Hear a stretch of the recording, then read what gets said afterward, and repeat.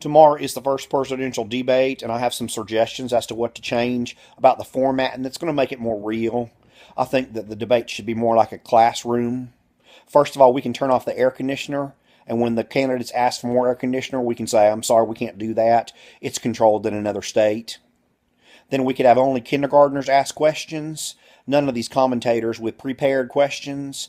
We just come up with whatever kindergartners have on their mind. I'm sure they'd say things like, what would you name a unicorn if you had one? Don't you think that'd be interesting? I'd like to know. Or, are you scared of clowns? Those are questions that we really want to know. Next, we could be on a teacher bathroom break schedule to where the candidates could not go to the bathroom for 6 hours, and we can see how they can handle that.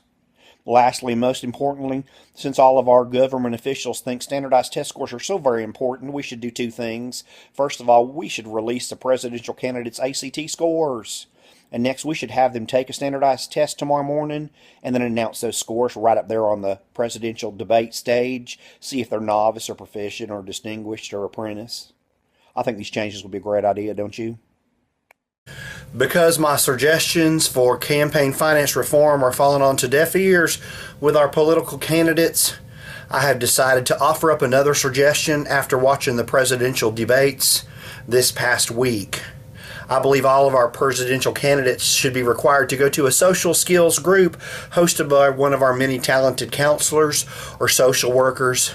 So I'm broadcasting today from our social worker and counselor's office. They are wonderful, and they could teach our candidates some things, gathering them all together in one small space for a social skills group.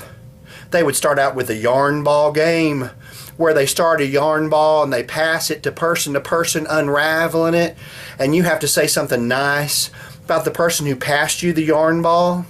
This will be very helpful to our presidential candidates because they will be required to say something nice about another person. Then they can play Candyland. It will teach our presidential candidates to take turns and to compromise because we know they're going to fight over who gets to be Princess Lolly.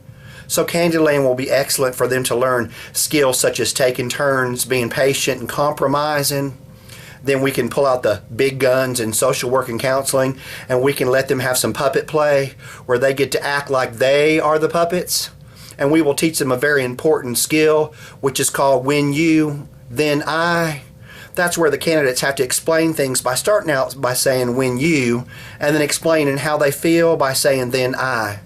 When you cut me off on the stage, then I feel sad that you are not listening to me. They can end with a social skills story.